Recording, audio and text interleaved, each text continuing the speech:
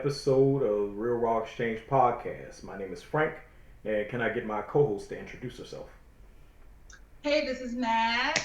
All right. So, one of the biggest things that I would like for y'all to do out there, in the internet universe is go ahead, go on YouTube. Go into our YouTube channel, okay? The Real Raw Exchange. Go ahead, comment, like, share our videos. Subscribe to our channel. Help us with this algorithm so we can get our episodes out there.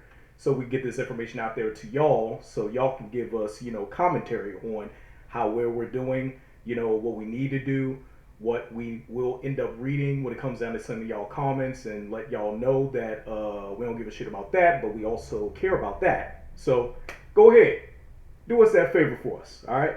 So for this episode, yeah, there is a video that's surfacing around on the internet, in cyberspace, in reference to a particular snippet of a sermon that T.D. Jakes has given. And the funny thing is, when it came down to the sermon, he gave it actually this year on Father's Day, because Father's Day and Juneteenth, fell on the same day. So he gave it that Sunday, June 19th, 2022. And that's where this snippet of this video has been taken from. Where this episode is going to be called T.D. Jakes Said, "We are raising our women to be men. Is it truth or facts?" We are raising our women to be men. Is it truth or facts? Okay? So what I'm going to go ahead and do right now, before I actually, go into my spiel, Nat goes into her spiel, I'm going to go ahead and play the video in reference to what Mr. T.D. Jakes has, bestowed upon us when it comes down to knowledge, within that Father's Day sermon that he gave. So, here it goes. This breaks all sociological orders of the culture we're living in now. Because we are raising up women to be men.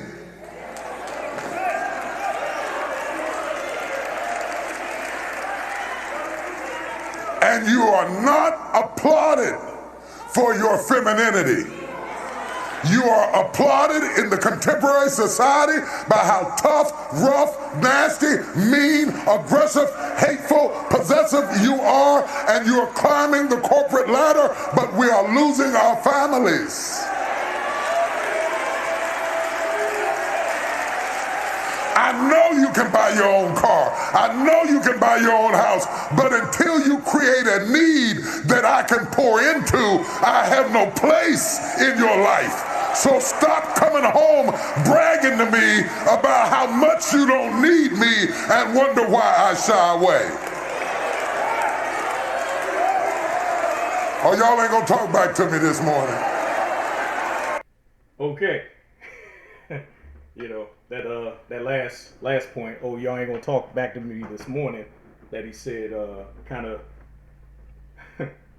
somewhat encapsulates, probably what's going on in his mind when it comes down to what he's actually saying, and, him predicting or assuming how already, people are going to respond as far as, what he is saying at that moment in time within that sermon. But yeah, so let me go ahead and give my take on on the snippet first, because just to let y'all know, because I understand when it comes down to videos and people just extrapolating a snippet from a video, you may not necessarily get full context on overall what the overall message is when it comes down to why they're saying what they're saying in that snippet until you look at the full video that snippet is taken from. This is one of the things I can't stand when it comes down to people out there. They'll just all of a sudden end up, looking at a snippet of the video, and then they will just only take from that snippet, and more so take from it in a very subjective way based on only what is being said in that snippet, but not tying it back to an overall message based on the full context of a video that they actually need to look at. So what I did was I ended up looking at the full sermon. Nevertheless, at first, I ended up looking at an extended snippet where prior to him talking about, we are raising our women, to be men, prior to him talking about that, he ended up tying it back to contextually one dynamic or one concept within the story of Adam and Eve. Okay? He tied it back to that. But I was like, I don't know about this. This is not enough. So I ended up searching for the full sermon. And the sermon, and I'm when it comes down to all three of the videos, I'm put the links, in the description when it comes down to YouTube video. When it comes down to all three of the videos, the sermon that he takes that from, which was actually done on June 19th, 2022, for Father's Day, which was on a Sunday. The sermon is called Men Pour In. Okay? Real men pour in at that. Real men pour in. It's taken from that sermon. All right? Where he goes into scripture, he gives context, more context on what he's actually saying. However, of course, within modern society, we're going to take a snippet and we're only going to go based on that. So, for the beginning of this video, what I'm going to do is I'm going to just go ahead and take from the snippet and extrapolate from that only and give my take on the snippet. And then later on down the line, once we get within the conversation, I'll give more context on what I think about the reason why he needed to say that within the sermon itself. And I will give my take on what I personally think about it. So, the snippet. I think the snippet itself, and I believe you have a lot of pastors who are pushing forth an effort to become more relatable to modern society. Okay? They're pushing forth an effort to become more relatable to modern society. I'll give you one example. We just had, the pastor's name? Creflo Dollar. We just had Creflo Dollar, talk about the context of him, stating, about how he has used ties, in the wrong way over the years and how he needed to correct himself, which is great. That shows the dynamic of you being able to relate more, to what modern society is going through, in addition to, the actual context of what is being said within the scriptures, and you're willing to correct yourself if you know you have wronged not only yourself, but others too, which I think is great. Now you have T.D. Jakes, talking about the dynamic of, which, going back to the snippet, he says in the very beginning, and I got some notes here too. He says in the very beginning, in the snippet, this breaks all sociological orders of the culture we are living in right now. Right. First sentence, okay? First sentence, let's break that down. What does he mean by sociological orders? When I hear sociological orders, okay, especially tying it back to the rest of what he is saying in the snippet, I go back to the natural order in which we are groomed and trained and taught hypergamy within modern society.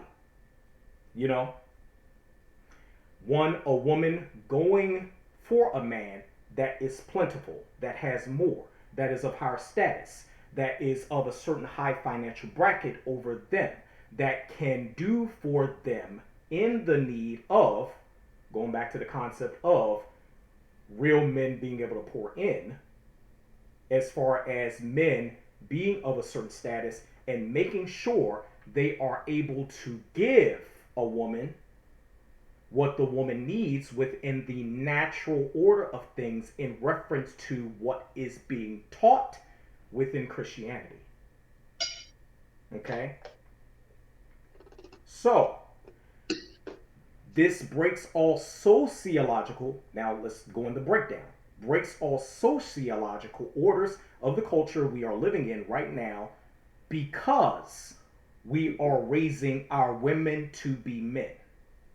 Already, when it comes down to the breakdown, we already know, especially in the United States, when it comes down to the breakdown of the black family structure, okay, at one point in time, the structure was wholesome, you know?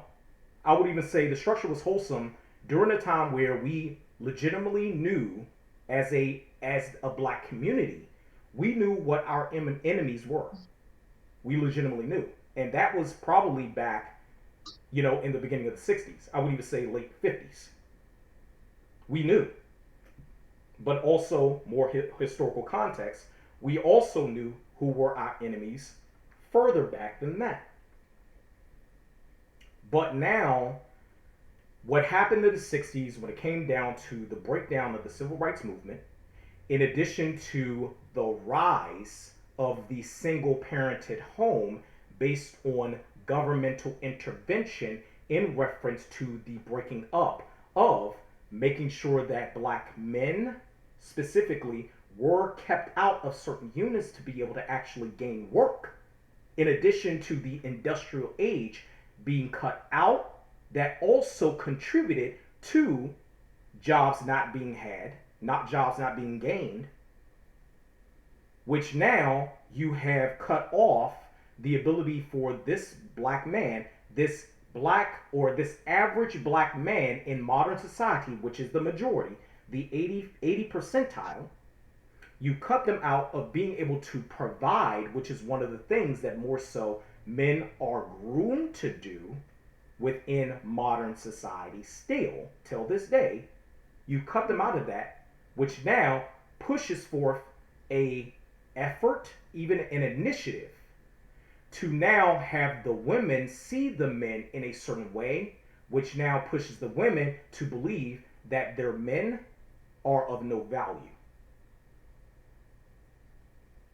But of no value only in the financial sense, which has now in modern society become the dominant of what is said that is needed from a man, even though there is a kind of a duality between needing that from the man in reference to saying, oh, I want a man who's making this amount of money, but then also in turn, you're saying I can do for myself, I don't need a man, you know, I can have my own money, now I just only want one.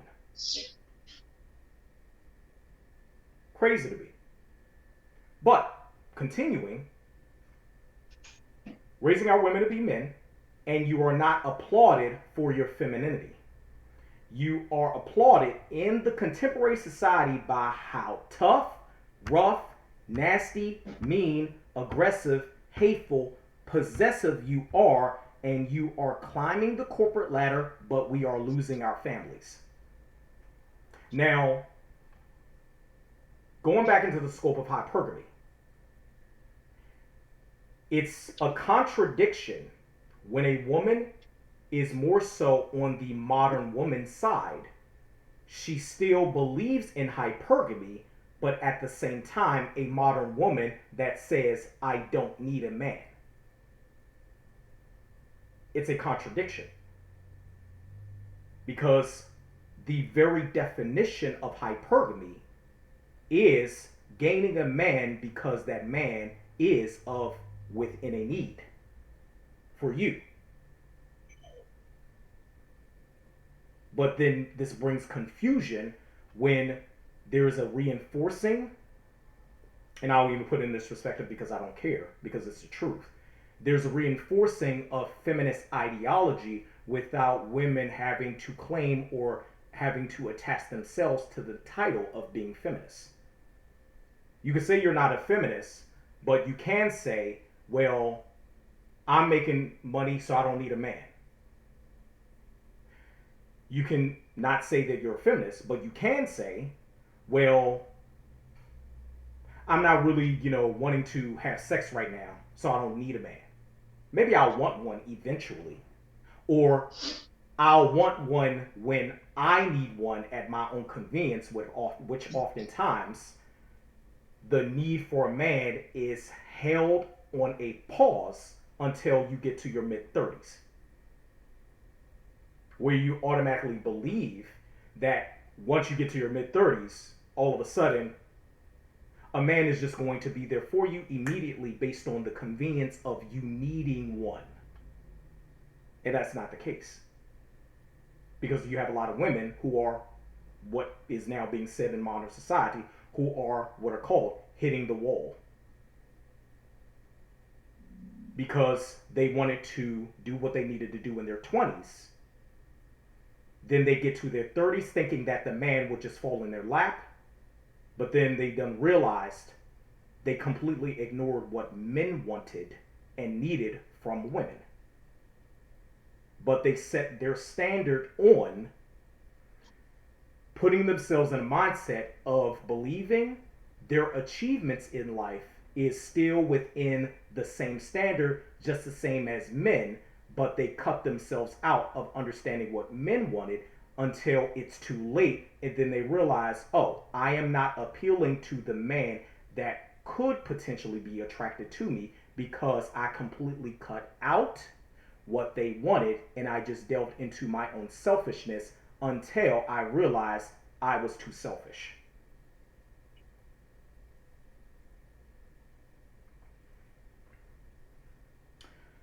I know you can buy your own car. I know you can buy your own house. But until you create a need that I can pour into, I have no place in your life. So stop coming home bragging to me about how much you don't need me and wonder why I shy away. Wonder why I shy away. And then he goes, of course, and y'all ain't going to talk back to me this morning. That's the snippet. Specifically only taking from the snippet. We do have the perpetuation of a cycle of scorned women teaching young women to only get the bag, only focus on themselves, be selfish, and only think about themselves in the scope of what they need from the world, but it then, as TD Jakes says, reinforces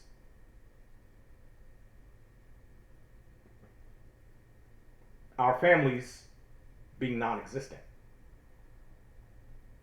The man and the woman coming together on one accord as far as father, mother, husband, wife, in that dynamic in a sense of traditionalism, because that is what is seen as traditional, you know. But then also one other word that I want to reintroduce is the aspect of complementarity, because not everybody is going to get it exactly how they, need to get it. Oftentimes we need to come together and be able to get it in a way where that works for the two people that are coming together on accord to create a team. Nevertheless, that's my first take. Nat, what you think? I got a lot of takes. Okay. Y'all, I did a Facebook Live yesterday. It wasn't anything planned. It was just because I was bored. But anyway, I happened to kind of touch on the subject, and I was hoping that a good friend of mine could come on here because she had some really, really cool. She had some good points that I think that she made that I wasn't thinking about. And before I get into that, I wanted to say that I also went back and watched the whole sermon. If you're just taking from the snip, then you'll miss a lot of what was said before and after. So don't miss it because there's a lot more to it than that snip that's going viral, right? And with saying that, TD Jakes continued, like he said something to the effect of, he kind of, gave a warning to women about, women, be careful about how much you pour into men. And he goes on to say that um, men are actually supposed to pour into you, right? And women are supposed to be able to accept what the man has to pour in, right? Um, and so, I don't think everybody is going to receive it the same way. I'm not, I wouldn't be true to my sign. I am a Libra though. So I wouldn't be true to my sign if I didn't weigh out all, sides of the story. I have to weigh out all sides of the story. Even though I understand why he said what he said, I can't sit here and say I entirely agree with it. I don't entirely agree, but I understand why he said it. Um, and I will say that one of the points brought up yesterday on the live was that, and I wasn't even thinking about it like this, right? But what she said, and I'm not going to say her name, but what she said was that if you look at Black women, and I hope I get this right, she was talking about accountability. Okay, and what she said is that if you, and this is coming from a single mother, from my understanding, I think she's a single mother. Um, if you look at the accountability, and who's holding who accountable in situations like that, especially like in the single parent household. And since we're talking about Black women, I'm just going to say in the single, mother household. What she said is that usually what tends to happen is that you have older men that are um, that are approaching younger women, right? So you have like these older men that are approaching younger women, and usually women between the age of no, no, no, maybe let's just get. I mean, let me just between the age of 14 and 20, something like that, right? In America, don't quote me on this. I see your face, okay? But this is what she said, right? And she was saying, what she was basically saying is that out of that, you end up having teen pregnancies because you have older men sometimes approaching these younger girls, and they don't, when you're a teenager, when you're young, you think you know things that you really don't know, right? So you get into this relationship with this older guy, then there's a baby, right? Then you become pregnant.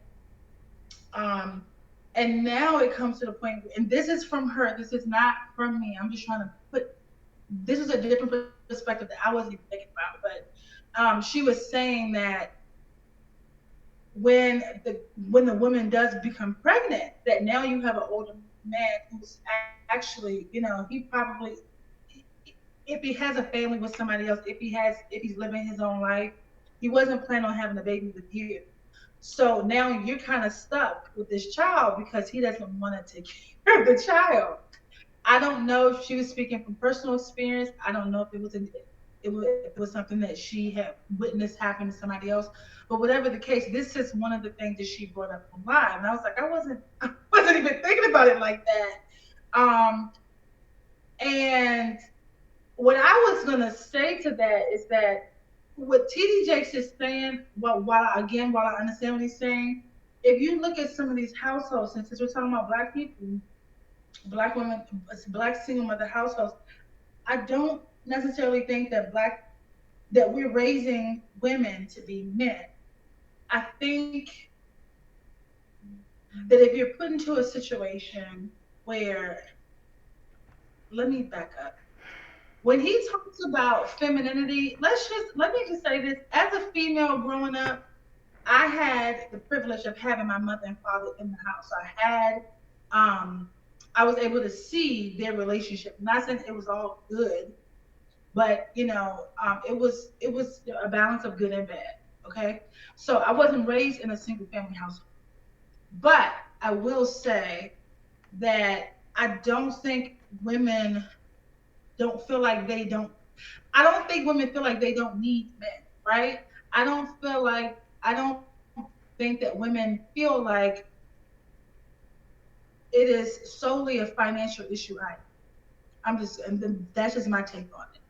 I see your face, Frank. I see your face. But this is what I think, right? And I'm this not. I'm is what I think. literally. And y'all today, this is We probably the we we first time y'all see us not agree on we gonna go in. We gonna go. I'm letting you. Okay, I'm letting you do. Letting you say what you gonna okay. say. You know what I'm saying? I'm just I right. I'm don't writing my think notes. I'm writing my notes, and you I go don't ahead. think Do your you're thing. fair. Do your thing. Okay. I don't think it's solely a financial issue. I do think finances play a big part in it, but I don't think it's solely financially. I think that there is some psychological things going on, and I think um, it is on the women's part. But I can't let the men um, just take it from this clip. I'm not looking at the whole sermon right now. If you're just looking at that clip, most women are like, oh, well, he needs to be held accountable. And, somebody left a comment and said, well, why don't we, no, somebody left a comment and said, stop raising our men to be women. I thought that was funny. It's not. I know men not going to find that funny, but I just thought that was kind of like, wow, okay.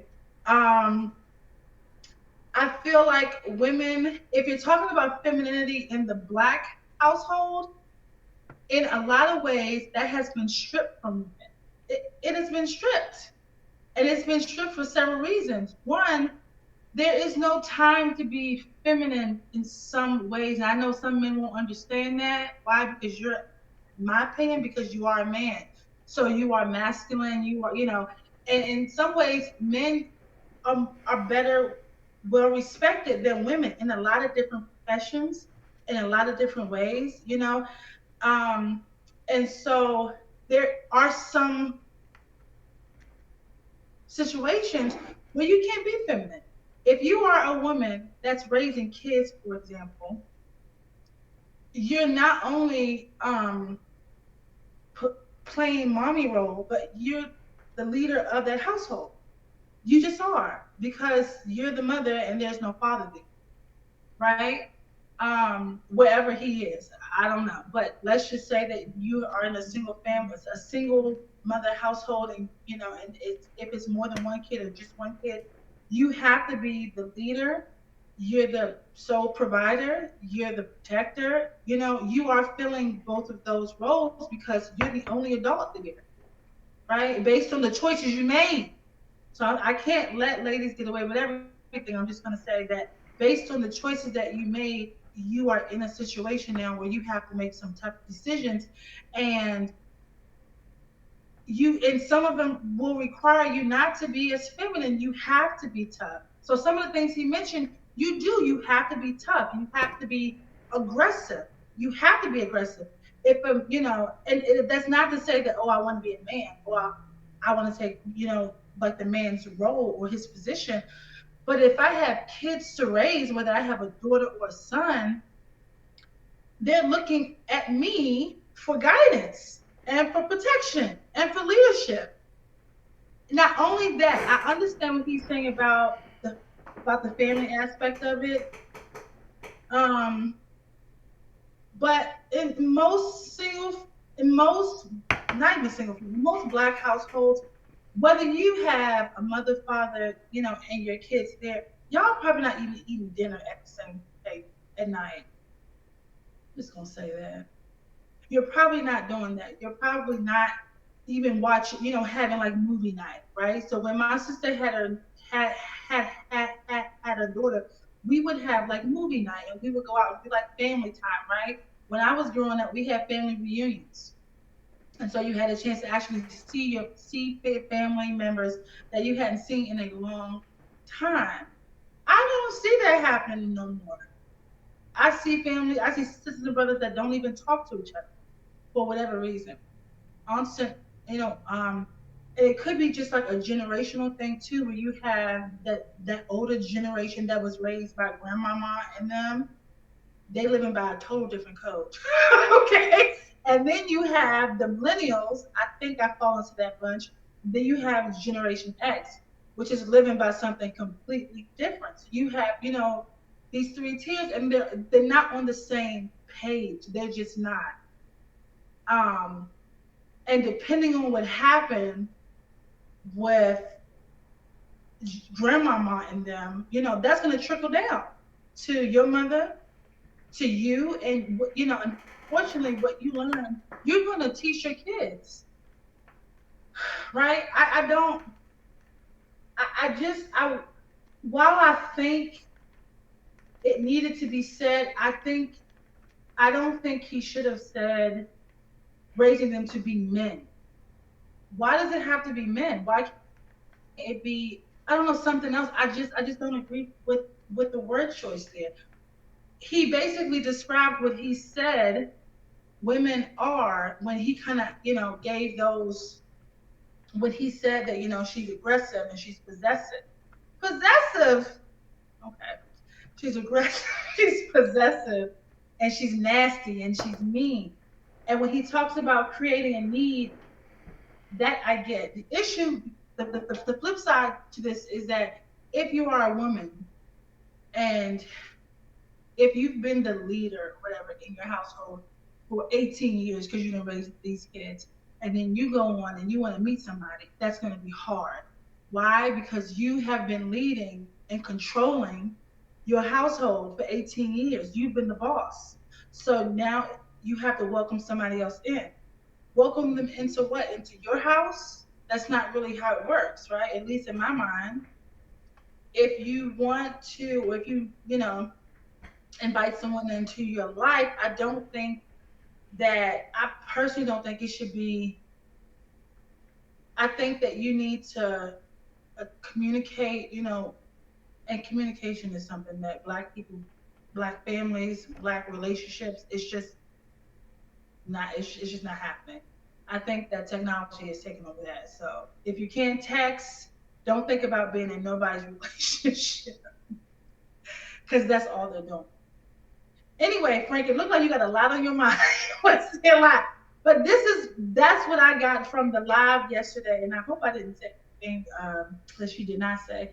And it's a lot to unpack about what he said. If you look at the whole sermon, unpack it for yourself because it's just he said a lot in it, and I don't want to take it all literally, but some of it is like, okay, TD Jakes, I hear you, but I just,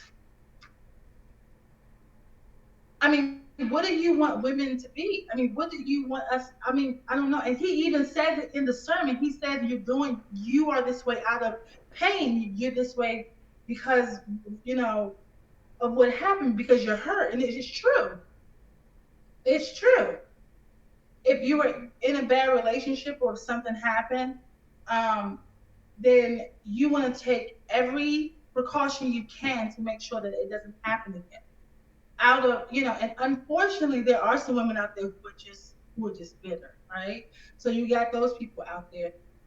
But I don't think that we're raising women to be men. I don't see it that way. Maybe that's just me, but I don't because I was raised to well, I'm not gonna get into how I was raised because I think I was raised okay, but that's just my personal opinion. But well, anyway. Okay, I'm gonna stop there. But go ahead. Go ahead, Frank.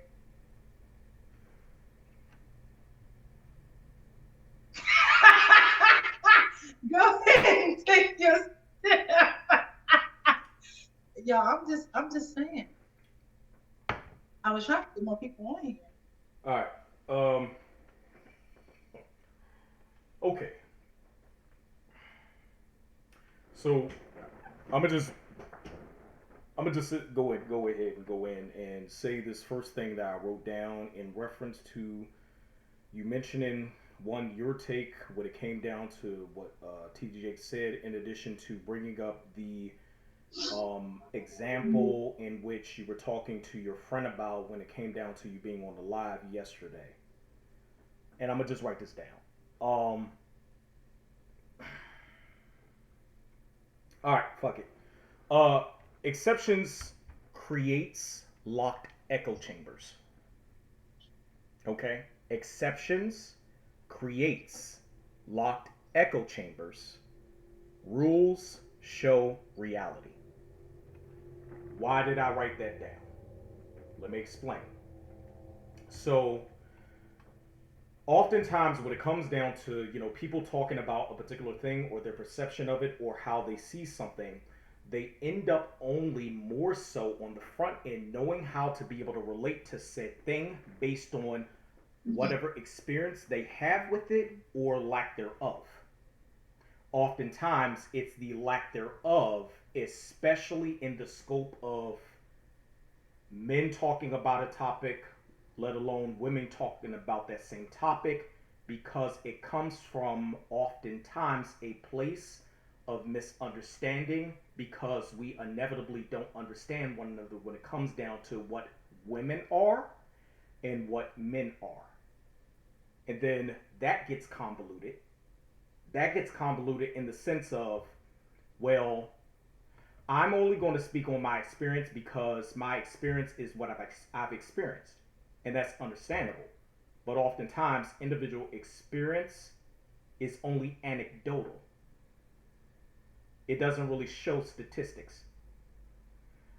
I believe, here's my take, the more we are able to really study the statistics of what is actually going on, and also talk about the word choices in reference to conveying those statistics, the more we're better able to understand one another as far as men and women.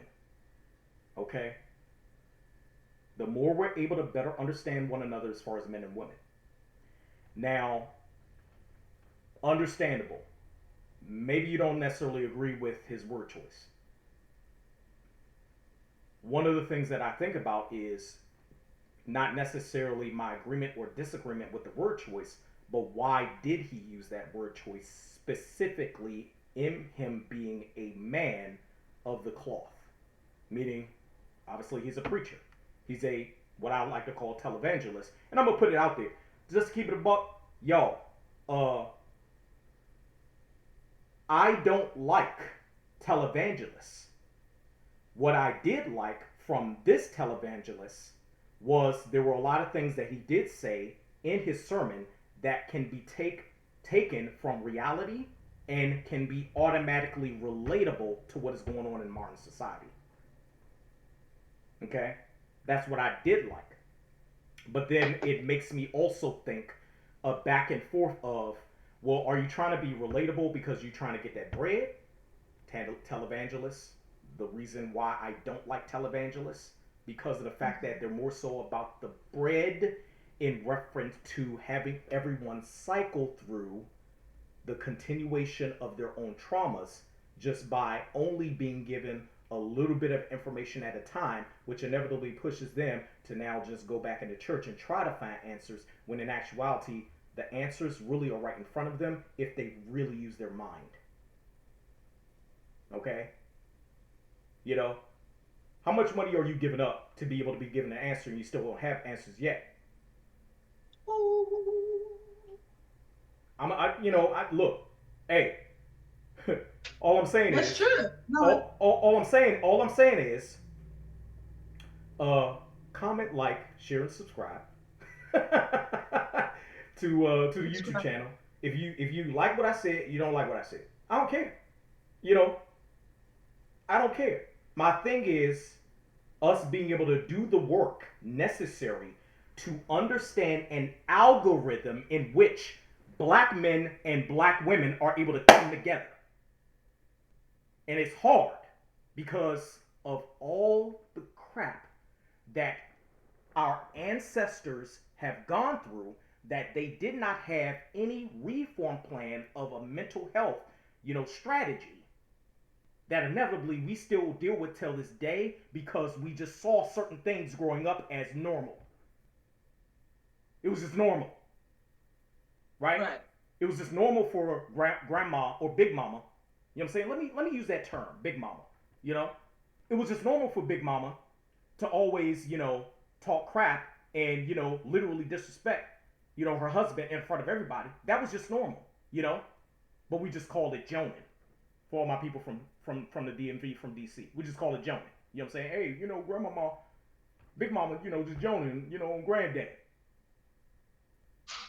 So You know, my experience was different. My experience was different, which is weird, y'all. Here's my experience growing up. My grandmother and my grandfather had 10 kids. Okay, my grandmother had a child outside of my grandmother's and grandfather's marriage, but I don't know all the specifics of that. But altogether, I have 11 aunts and uncles. Their relationship by the time, from what I can remember, because in my high school days they had already separated, and she was still living in the house that they lived in and they built together, but their relationship is very different. Where my grandmother, my grandfather was basically like the final say so, and my grandmother was very, how can I put this? She was submissive to a degree, right? It wasn't that she was like yes, all the time. She was not a yes woman, but she was more like I think she was submissive in public, right? Like amongst us. Like that's kind of what we saw a little bit to him. Um, but when he was gone and when he was away, she was like, okay, now do this. Right? Don't do that, but do this. And we could say a lot about that. And growing up, I had these aunts and I had all these women, strong. My mother, the strong women figures. Okay, where when I grew up, I kind of, most of y'all probably the same way, where you saw your aunts and uncles in a different light as you grew up. Right? They may have looked strong growing up, and they may have looked like they were leaders or whatever. And then as I got older, I realized, wait, some of them are actually pretty weak. I mean, mentally, just kind of just like, whoa, I didn't I didn't realize that this person was actually not able to speak up for herself. what is the Right? template in which most black women this day and age are looking at in reference to what is considered to be weak and what is considered to be strong? What is the template that most black women are looking at in reference to saying, "Oh, that is someone that I can actually up to. That is someone that I know can lead me." Right. I'm, I, I don't mean to cut you off, but I mean to cut you off. No, You know what I'm I'm saying? just saying, I, I let me okay. Let me go back to my notes. So, the detail in which, stop raising men to be women, or, the aspect of we are raising our women to be men. I'm going to just say this. The way in which I took him saying that was the detail in which the single parented homes that we are going through in reference to our single mothers grooming our young women to, mhm. at a early age, have a mindset of duality between I don't need a man, I don't need someone that potentially, on the front end, potentially just only wants to have sex with me and only wants to, you know, impregnate me, but then also in turn go out and get everything for yourself that a man would traditionally be able to give you if you were within a feminine perspective that is not being taught. It's not. It's not. No, it's not being taught, but it's not being taught because you have women out here who haven't experienced that, right? Women out here who don't even they, they don't even know what it's like to be with someone that's going to pour into. They Of have no course, idea, so of they're raising their course, daughters out of they fear. don't. They Trying. they don't know because they don't understand the historical context and historical actions that have happened within history in reference to not only why black men are the way they are mentally and black women are the way they are mentally. I'll give you one example. The historical context in which the Willie Lynch letter was created. Don't get That's me started on that's one detail, and I know some of y'all motherfuckers out there, some of y'all motherfuckers are gonna say, well, Willie Lynch didn't exist. I don't give a fuck if he didn't exist. That letter that details letter. details everything that happened back then that is still fucking us over today, which inevitably continues that dissension between black men and black women, because back then, when it came down to the teachings of Willie Lynch, it reinforced the boy to be raised like a girl and the girl to be raised like a boy. Did y'all know about that? Most cases, we don't look at history and try to fucking learn from it. I said that yesterday on my live. I didn't go into the Willie Lynch letter, but I said, y'all, this takes me back to the Willie Lynch letter, but I'm not even, it was late, so I didn't even dig into it. I'm like, if you haven't read it, let's read it, pick it apart, read it, and really, it's clear. And if you're too lazy to read it, Farrakhan has a video where he literally goes through it. Breaks it he down. Picks it apart. Breaks it down. He deconstructs that letter. He does. He breaks it down. And this is one of the reasons why, it boggles my mind that people be shitting on Farrakhan so much, saying he's an anti-Semite.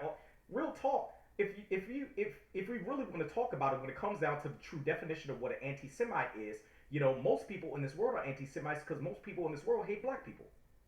But we won't talk about that. We won't talk about that. You know what I'm saying? Nevertheless, another point.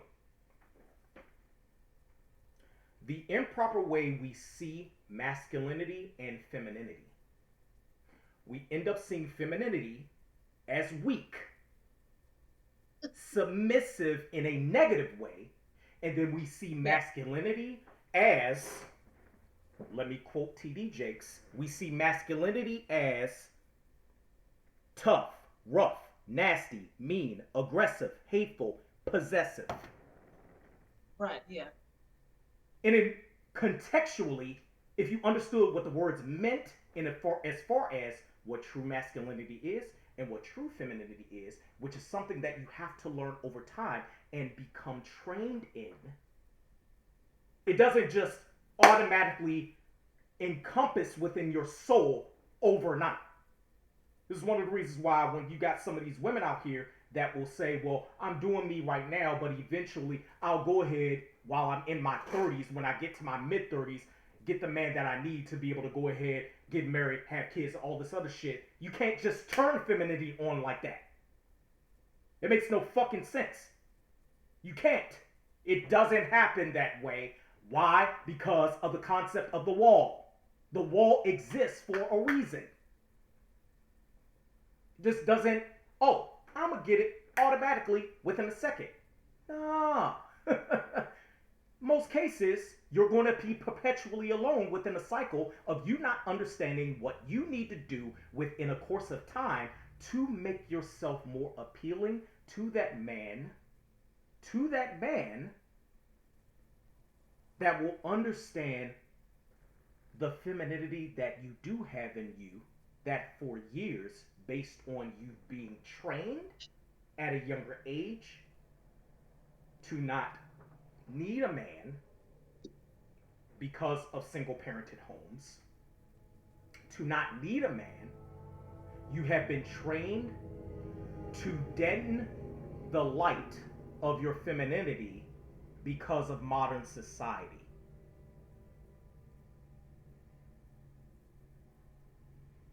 Because of how modern society is. Because of what you need within modern society.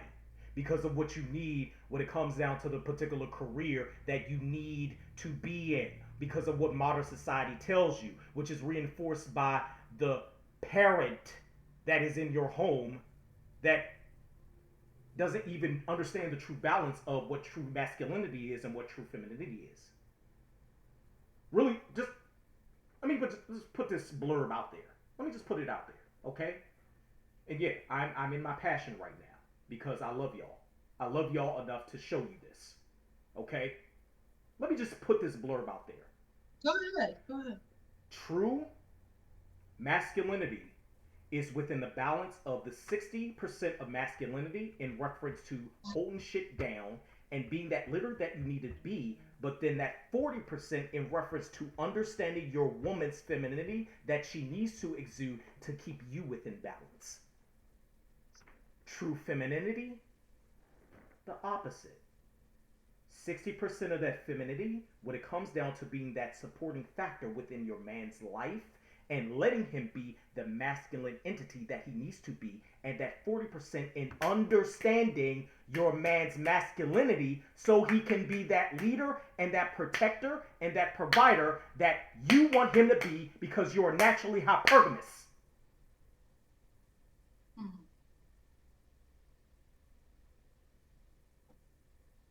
Sorry. Are you apologizing to me or to everybody? Everybody. It's everybody I'm saying sorry to.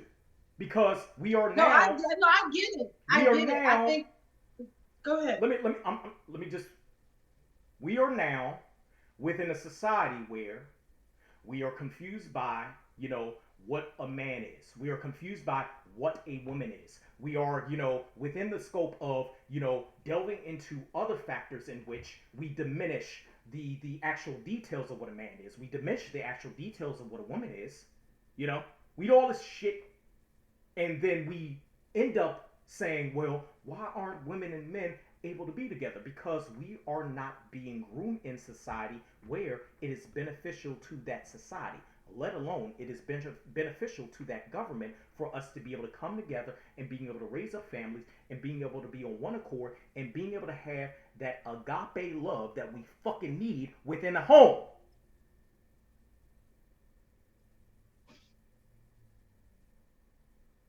When can we not have love in the scope of thinking we must be conditional with it? Huh? Anybody? Okay.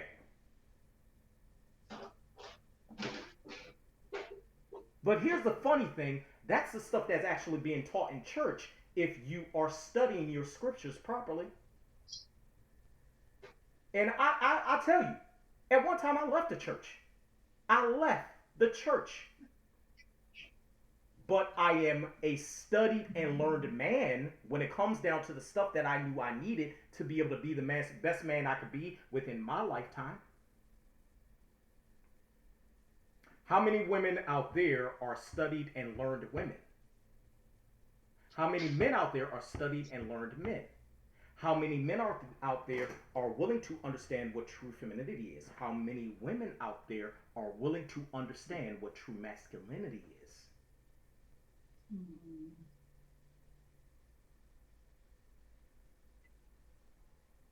So when we have one of our, and I'll put it in this perspective because he is a leader within the black community. When we have one of our leaders within the black community, T.D. Jakes, even though I still do not like televangelists, because at the forefront, in my personal opinion, it's all about currency at the end of the day.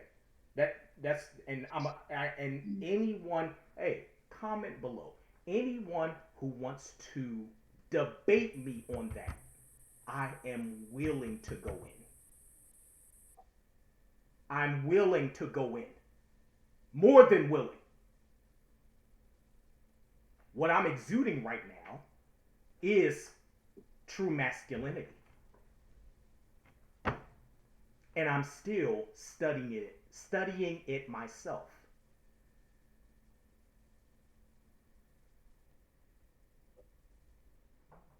That's another point. Nat, you want to go ahead? I'm sorry. No, you go ahead. You go ahead.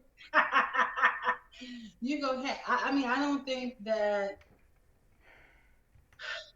people understand what some of the language actually means, and they are dragging T.D. Jakes. I don't think he should be dragged for it. So let me just say that, because some predominantly women are dragging for the sermon, but half of y'all didn't even look at the whole sermon. You just saw that one, like that one clip. But okay, go ahead. I'm sorry. Because you're looking like Lola right now. Lola, if you can hear me, I love you. I got another point that I want to go in the scope of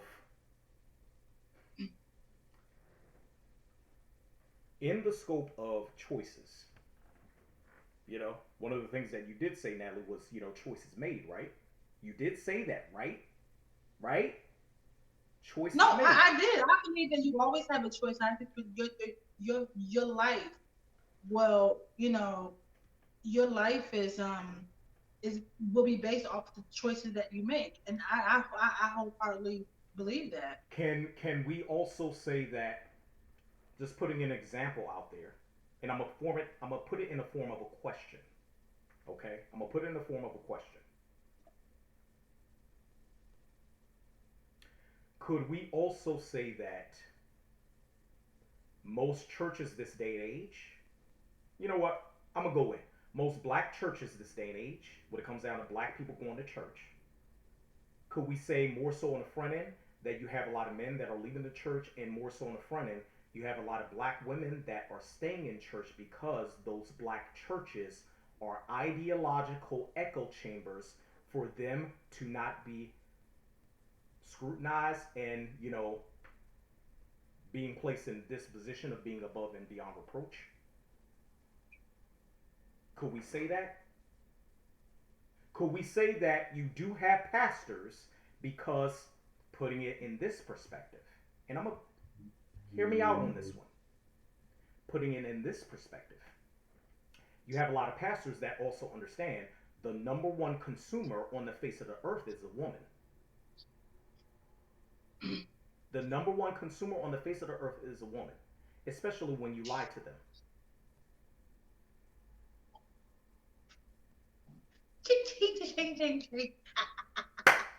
Let's go in, right? So, Yeah. now I'm going to say this. With women being the number one consumers,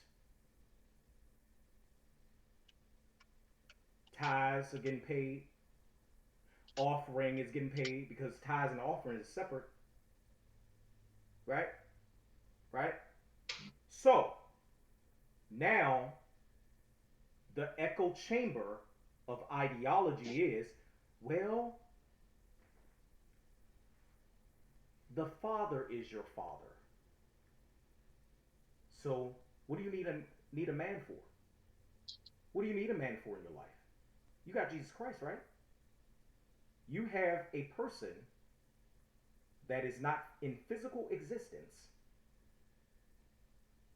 that is the man in your life, because you don't need one. Or you got a professor.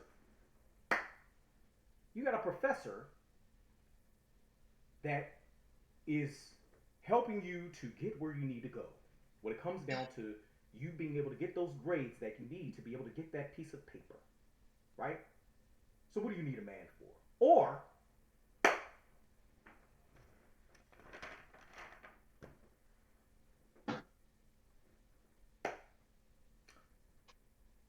what do you need a man for? You got the government giving you governmental assistance.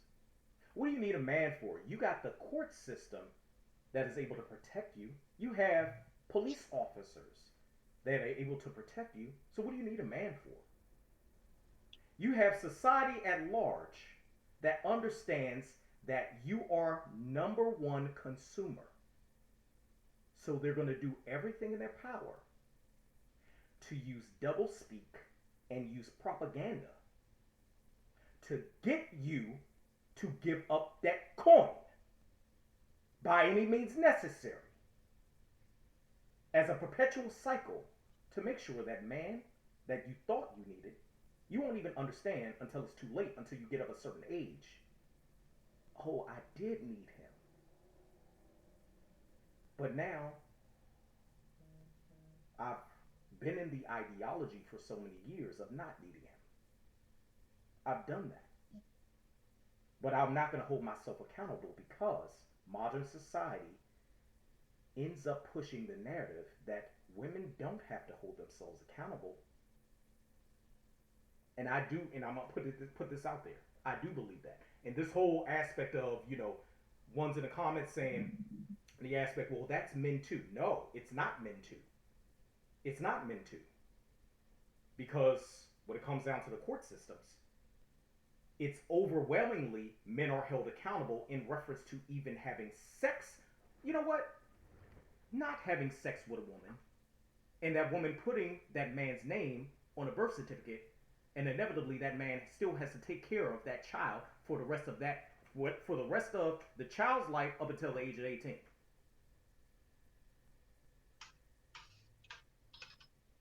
Or you got some frivolous women out here, and I'm not going to continue to go on women, but I'm just talking about it. You got some frivolous women out here that will do what they want to do when it comes down to stepping out on the side, Mm-hmm. end up getting pregnant, but they realize the guy on the side was only used for kielbasa, but the guy they are with is a good provider. So they will use a beta provider and alpha kielbasa, and then convince the beta provider, oh, this is your child that I'm having. And we want to act like that doesn't happen. No, that happens. However, and I understand why the statistics on it is not being viewed, because if that was put out there, then now it would be a reason for paternity at birth to happen, more so on the front end, it being a law. It's not a law now, it's an option. An option, not a law. But these are the things that are going on that are chaotic, that we're not going to speak on in reference to the deconstruction of the family unit. We're not going to talk about it because it's normal. No, it has been normalized.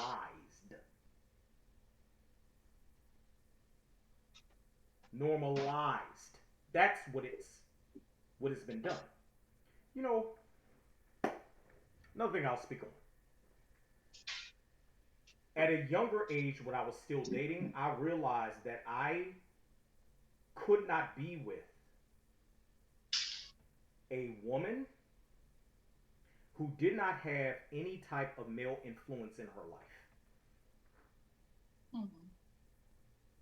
When I was dating. You want to know who actually shared that with me, who told me that, who groomed me to understand that? My godfather. My godfather told me that. Why did he tell me that?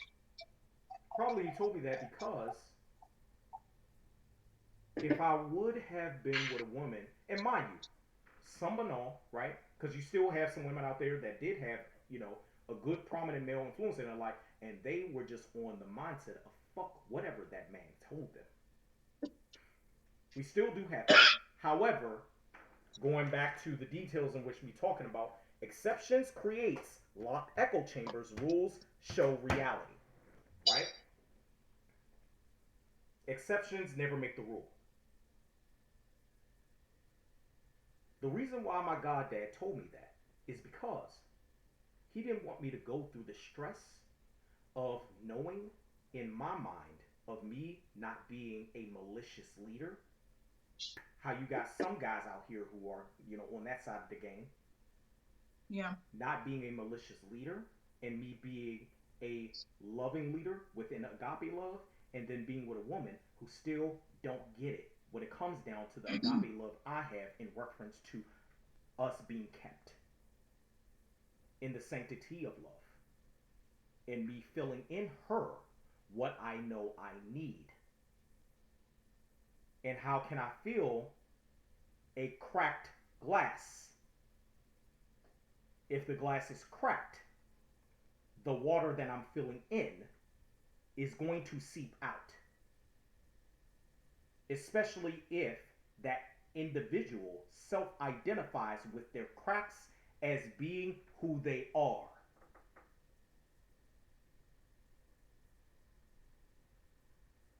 I'm sorry. Now go in. I'm sorry. No, go ahead. I just get passionate at times. You got something to say? I still got stuff to say, but you go ahead. I don't mean to cut you off, but you know. No, you're fine. You're fine. I mean, I don't think I mean, the whole thing with the woman who has the baby by somebody else and realizes later on down the line that hey, this was a bad choice I made right here. So I'm gonna try to clean it up by telling guy A that this is your baby. I'm pregnant. But guy A, I mean, really should ask for a paternity test. And I know now, I don't know if guys are doing that or not, but I had a friend I who something similar to that happened to him. And when he told me about it, I told him, I said, you should ask her for paternity test. And he said he did, but she got upset about it. Long story short, he went on to raise the baby. I think about two years, and then he called me one day and said, "Nat, I took the test." And he's not a crier. He's not that kind of guy. But I could tell by the sound of his voice he was very hurt. So I said, "What happened?" So he told me that he got the results, but he finally took the test.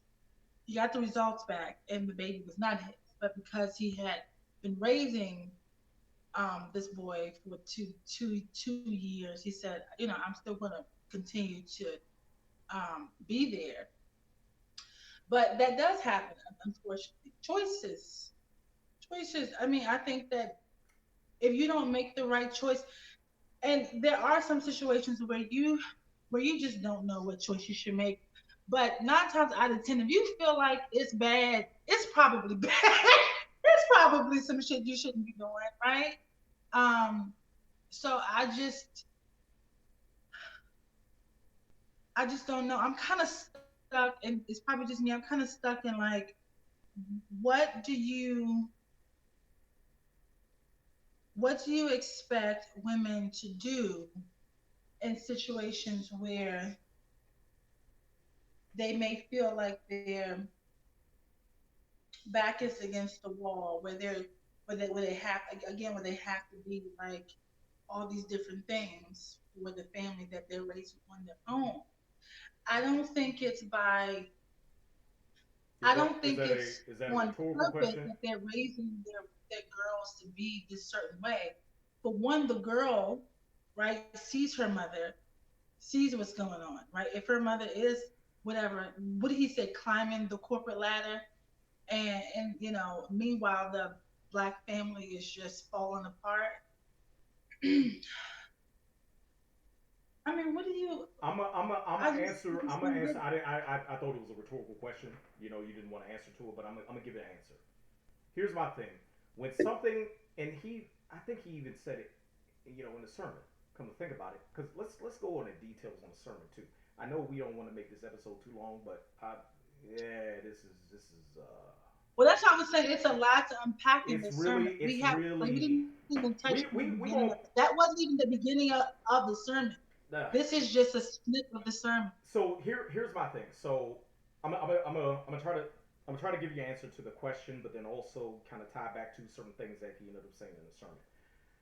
Um, so here's my thing. When you continue to do the same thing over and over and over again, you're training yourself to be complacent within those things that you are used to. You know, I give you a prime example. A woman who ends up having children with multiple men prior to Roe versus Wade being overturned.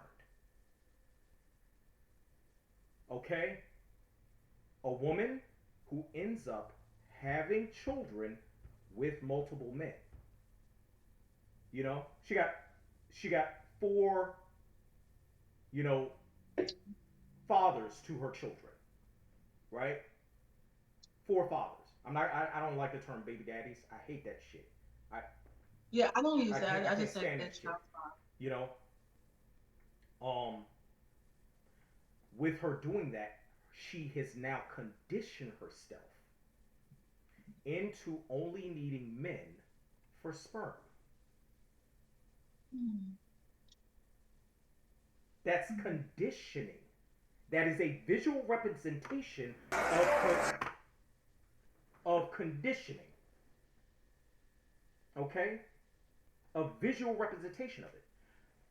A visual representation of, because I got my notes here.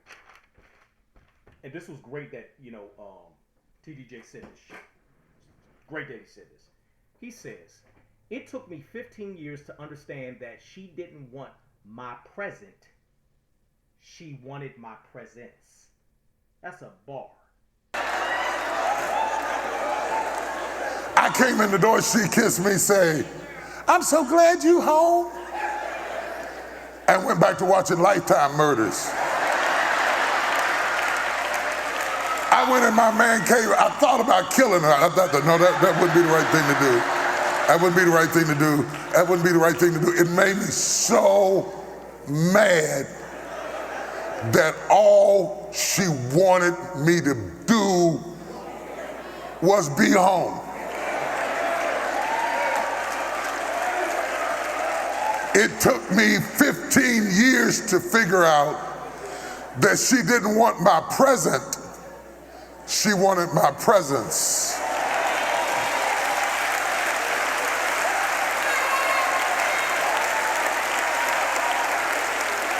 Don't get me wrong, she didn't want my presence sometime. That's how we got the kids. But she didn't want my presence as much as I wanted, anyway. Back to Real Men Pour In.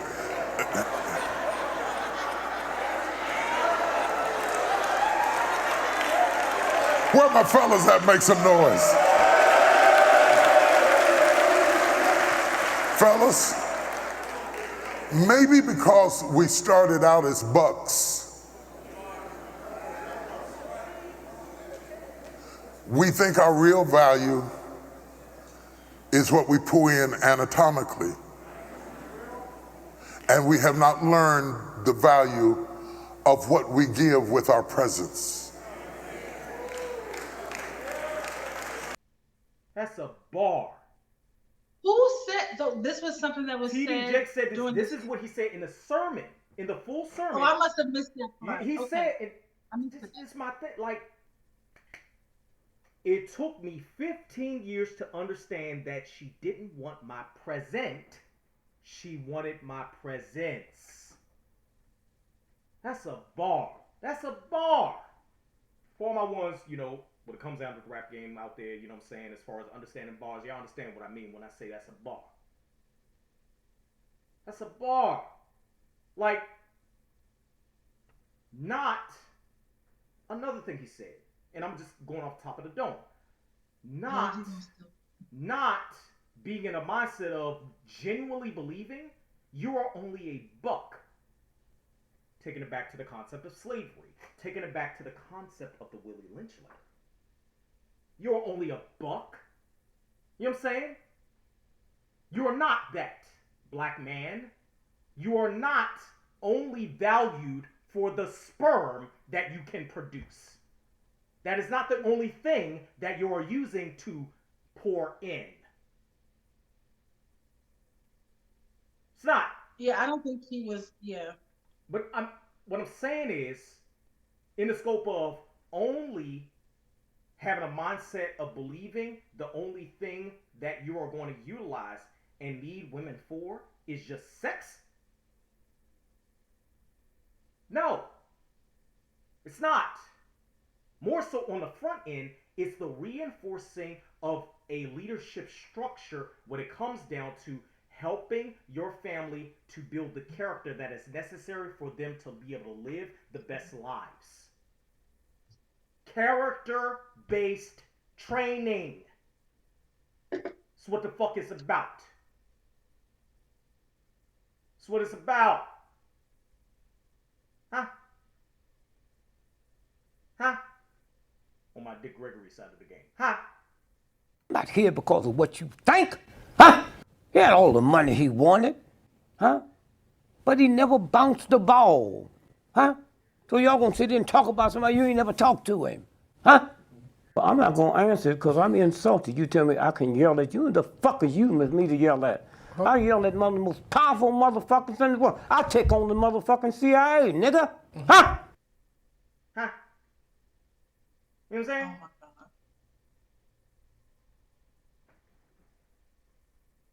my God. My thing, it's like, are we going back to slavery when it comes down to women just being baby incubators? Are we going back to slavery when it comes down to black men just being bucks and only being used for baby gravy? You understand what I mean? Huh? Huh? That has not helped us foundationally when it comes down to trying to reestablish the black family structure. It hasn't. And this whole, oh, I'm, just doing me, doing for myself, that is a reinforcing of individualistic mentality, hyper-individualism. That does not help with creating a sense of collectivism within the black community. I get it. We are not a monolith, but we're not building good black families either. No, we're not.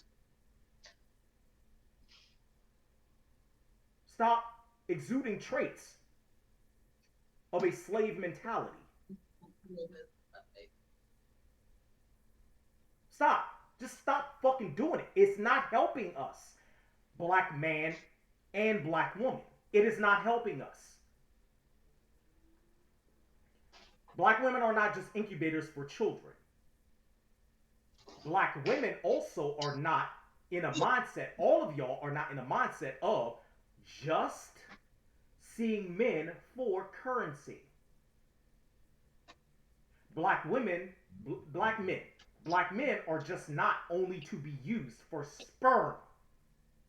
Black men are not only for sending a fucking check, which is what T.D. Jakes said in his sermon. Right. You are not only for money, you are for leadership, my king. He said in his sermon, and that's why I said it was so relatable. He said in the sermon, he said, the man pours in, the woman preserves, which goes back to the scope of her nature when it comes down to being able to nurture.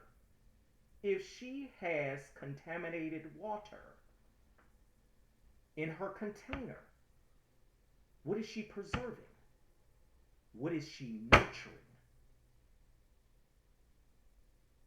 If you're pouring in contaminated water, my brother, what the fuck do you think she's going to nurture?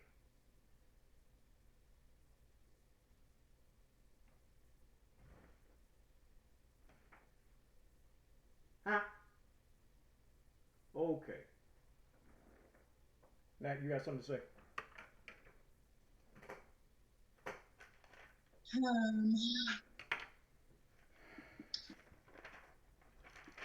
I'm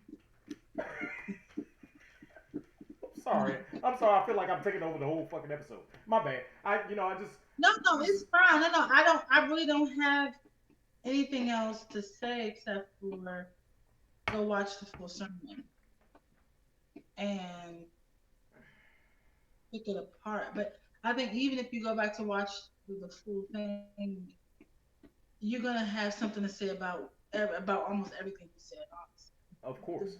I mean, really, like even on both sides, like the men and the women. Yeah. Because he's given it to both of them. It's just that right now the women are dragging him for him giving it to us, and some but all. But yeah, like the women yeah. specifically are dragging him. The ones that are dragging him, what he said applies to those women because they wouldn't drag him if it didn't apply. My thing is, okay, and I will even say this. I kind of understand what you were talking about when it comes down to word choice. However, we know foundationally, we know this foundationally, men on the front end have not been the best communicators, but men on the front end have been able to communicate when it comes down to using words that they know that needed to be said when they needed to be said.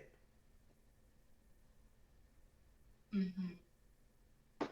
You know, it doesn't necessarily mean, he even said in the sermon, it doesn't necessarily mean that we're being insensitive. It doesn't mean that. It means we're trying to get to the greater goal of us loving one another and needing one another.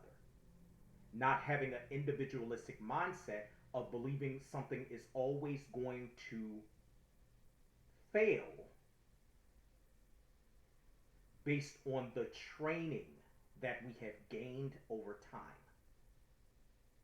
That training could have either been from said mother, when it came down to single parenting, or that training could have come from modern society in reference to reinforcing women being the best consumers of products they can be.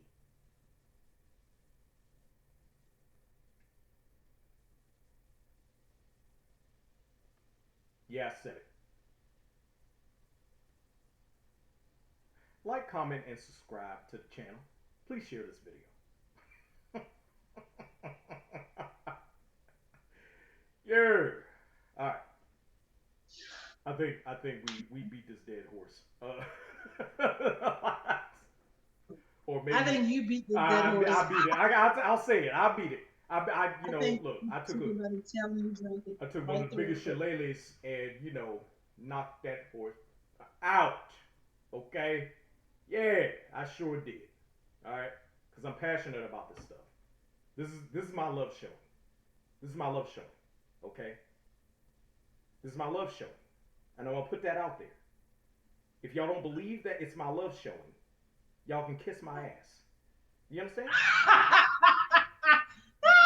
Oh my God. You understand? Oh my God. If you don't believe that, it really don't fucking matter. Because I know, anyone who knows me knows that I got the most love to offer. Okay? Yeah. All the suckers out there, kiss my ass. Okay? I still love you, but you kiss my ass. On this note. There. Okay? Nevertheless, Nat, you got any more to say? No. Peace be the journey, y'all. All right. Still, comment, like, share, subscribe. Subscribe to our channel. Subscribe to our channel. Subscribe to our channel. We trying to get this algorithm, get us out there. You know what I'm saying? When it comes down to this content, you know, we speaking some good stuff here. You know what I'm saying? We speaking some good stuff here. All right. We know it's good. We know it is. We just need y'all to listen to it. Okay? You know? Nevertheless, I'm Frank, RRX Podcast. Y'all take it easy. Have a wonderful week. Bye-bye. Bye.